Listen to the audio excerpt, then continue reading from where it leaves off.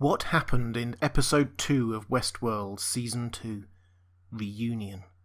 Which timelines were we looking at, and how does it all tie together? Hi everyone, this is Robert. Welcome to Deep Geek. This video is brought to you with the support of my brilliant Patreon community. Please do check out the link to my Patreon page if you're interested in supporting Deep Geek, or joining up for some exclusive audio content. And do consider subscribing here if you enjoy the video. Oh, and there will obviously be spoilers here if you're not up to speed with Westworld. Unlike last episode, which focused very much on the immediate aftermath of the massacre at the end of Season 1, Episode 2 takes a much wider view, right back to the start of Delos' involvement in Westworld, and what the impacts of this are for the current timeline. And the main focus is on Dolores and William, the man in black, rather than Bernard and Maeve.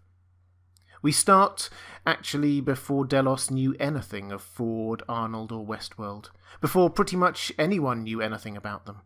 It appears that Ford and Arnold had been developing their business in almost complete secrecy. Their technology was years ahead of their rivals, but no one in the outside world knew. But, as with all startups, they needed capital, so they approached Logan, who we now have confirmed as being Logan Delos, with a view to pitching their concept to him.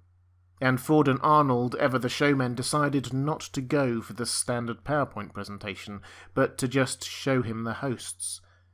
It appears they took Dolores with them, thinking to possibly use her, but she wasn't ready yet, perhaps because Arnold was already starting to focus on trying to coax her towards self-awareness, rather than ensure she had all the latest systems updates.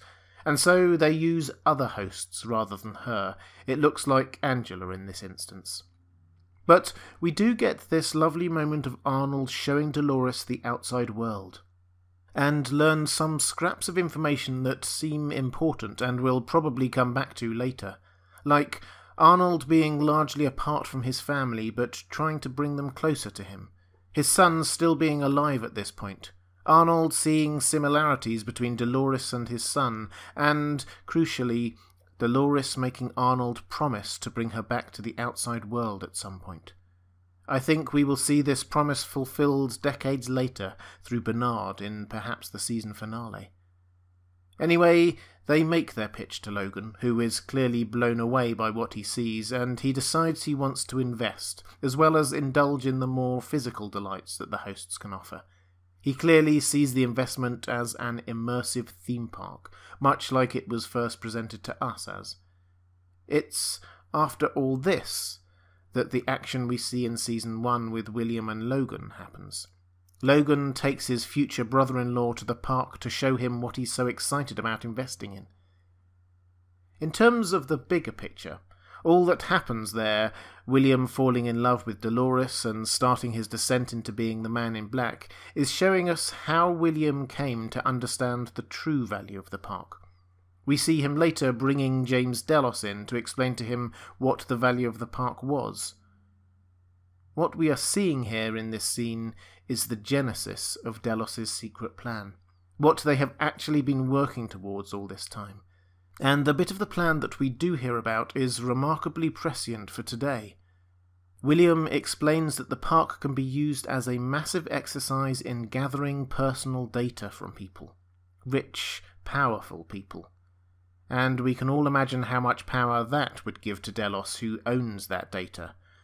Just to start with, if you know what people want, what they really want as part of their deepest desires, then you can much more easily target them with marketing. I think that is just the start of what they could use the data for, but it does show how easily they could use a theme park to turn themselves into the massive organisation we see in the current timeline. And of course, in Episode 1, we saw that this was exactly what Delos have been doing. Collecting not just DNA, but data on what people do when they think they aren't being watched. The upshot is that James Delos invests seriously, and Delos' plans start to roll out, and Dolores, incidentally, heard all of this. There's also a scene here apparently a few years later at James Delos' retirement party. We get to finally meet William's wife and daughter, but we also get a couple of vital bits of information. James Delos, at this point, is ill. Seriously ill. Which is curious, because in the season trailer we seem to see him with old William, apparently looking the same sort of age. I think this probably means that he has successfully used Delos technology to save himself. We don't yet know exactly how, whether it's making himself a human host cyborg, or downloading himself completely into a host, or whatever, but he's done something. He and William were hinting that this was the plan at the party. This conclusion is backed up by the second really interesting moment at that retirement party. We see Logan, who is drinking and shooting up and generally being miserable. Perhaps this self-indulgent or self-destructive tendency is a clue as to why we haven't seen him in the present-day timeline. But he's also saying things that sound filled with foreshadowing. He, surprisingly, seems to be the only one at this stage, except perhaps Ford, who can see what's really going on. He obviously knows the potential of the technology they are developing, and says that the party is really the sound of fools fiddling while the whole species starts to burn. And then toasts them, saying, "May your forever be blissfully short." This, and what we saw with James Delos, strongly hints that another part of Delos's plan is immortality through the new technology. Forever. But it also shows that Logan foresaw that all this is actually a threat to humanity, not the panacea it appears to be. There is one other scene in this timeline, but let's fast forward now to the current timeline, just after the massacre, and come back to young William in a moment. We see Dolores, Angela and Teddy break into one of the Delos facilities. This answers that nagging question as to why Angela let one of the guests run free from her ambush. The idea was to follow him and find a way underground. This also means that a lot happened in that short period after the massacre. Angela clearly met up with Dolores and they teamed up, and Dolores started planning her next steps. The attack on the Delos facility seems to have had a few objectives. First, to show Teddy the reality of what's going on. He doesn't seem to have reached full self-awareness yet, but he's getting there. Incidentally, Angela seems completely unfazed by it all, and, as we saw earlier, she was one of the hosts who saw the outside world years earlier, so perhaps she is now fully conscious. It's not clear, but certainly by the end of the season there will be a lot more than just 3 hosts fully self-aware. But second, Dolores wanted to find out what the backlash from the humans will be when news of the massacre leaks out.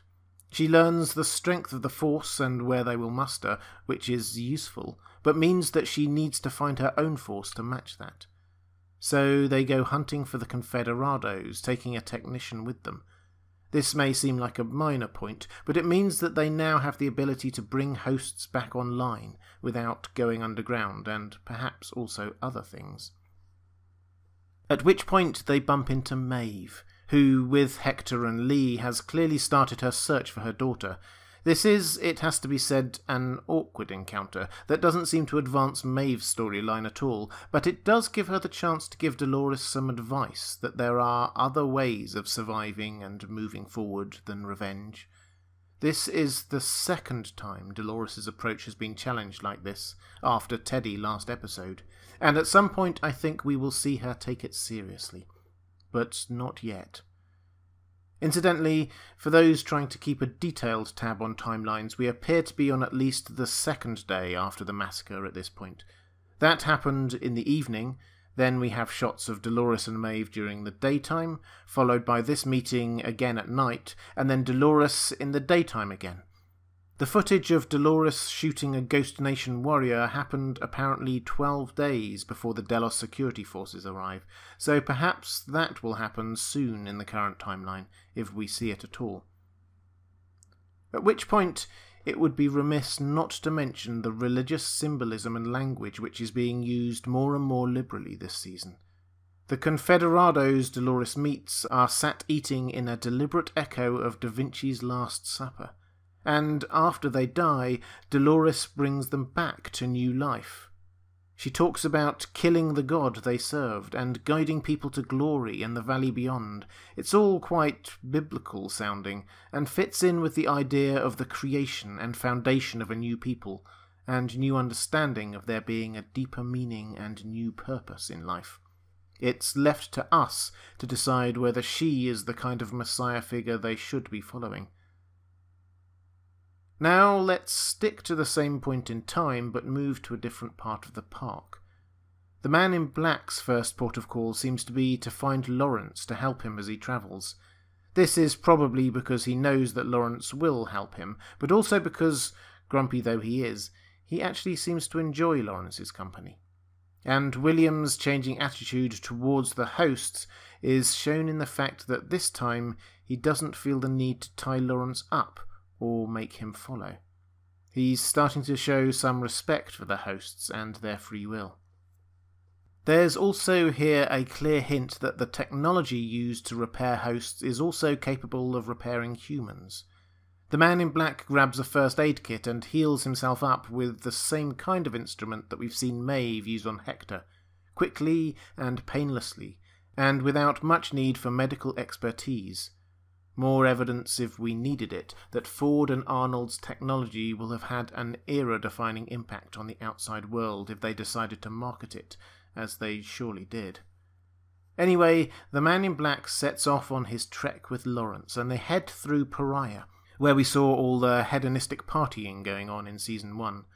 They encounter El Lazo and the bandits. The Man in Black tries to recruit them, and Ford stops him, saying that the game is for him to complete alone, which is interesting, because it underlines our understanding that Ford hasn't just set him a game to challenge him to get out of the park. It is a journey of personal discovery that only he can go on. The other interesting thing here is El Lazo's little speech about elephants being tied to stakes in the ground that they could easily uproot, but they never try, because they couldn't when they were baby elephants and they have learned not to bother trying. This is an allegory for the hosts in this new world. It seems that Ford has released them all, or at least most of them, from their loops and storylines, so they are free, but they are now just following their basic programming. Bandits doing bandit things, stable hands seeing if people need horses, and so on. Many of the hosts haven't come close to self-awareness yet, because the idea hasn't even crossed their minds. They are like the elephants, who could break free from their bonds, but don't. But in terms of the plot, the upshot here is that the Man in Black and Lawrence will continue on alone, and they are going to somewhere that William says he built himself, something he calls his greatest mistake. Going back to the earlier timeline, we appear to see this being built on the orders of young William. He was showing it to Dolores, who later describes it as a weapon. So the big questions we are left with are, what was it that William had built? It looks massive. In what way is it a weapon? And why does he now view it as his greatest mistake?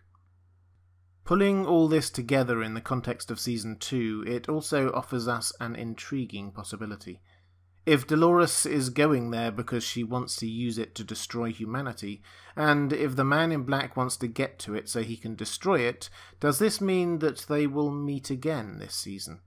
Is this the meaning of Child Ford's cryptic message that the game he made for the Man in Black will end where you began?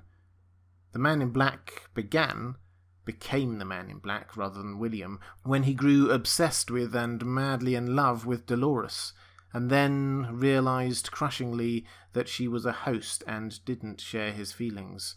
So if he is to return to where he began, he will need to return to Dolores and attempt to undo the bad he has done. And, as we have seen, they are both conveniently heading for the same place. Expect their meeting to be one of the most significant moments of the season. But what do you think of Episode 2? What did I miss? Let me know in the comments below. I'll be covering all of Season 2 of Westworld with these episode explanations, pre-show live streams on Sundays to discuss what's really going on, and theory videos. Please do subscribe and make sure your notifications are turned on if you enjoyed this video. As I said, please do also check out my Patreon page if you're interested in supporting me make more videos like this, or if you want to access more exclusive audio content.